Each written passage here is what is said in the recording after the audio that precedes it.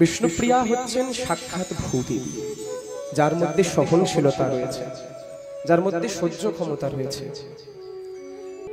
এই জগতে যদি কেউ ত্যাগের মূরতি হয়ে থাকে তা হচ্ছে আমার মা বিষ্ণুপ্রিয়া। আমার মা বিষ্ণুপ্রিয়া। আমরা চৈতন্য মহাপ্রভুকে পেলাম কেন জানেন? মা বিষ্ণুপ্রিয়ার জন্য। আজ যদি এত বড় সোনার গৌরাঙ্গকে যদি মা না ছাড়তেন, তাহলে কি গৌরাঙ্গকে আমরা গৌরাঙ্গ রূপেই পেতাম, চৈতন্য মহাপ্রভু রূপে পেতাম না। তাহলে এত এত হরিনাম সংকীর্তন, এত দিব্য ললাটে তিলক, গলায় তুলসী, এই ধারা আমরা পেতাম না।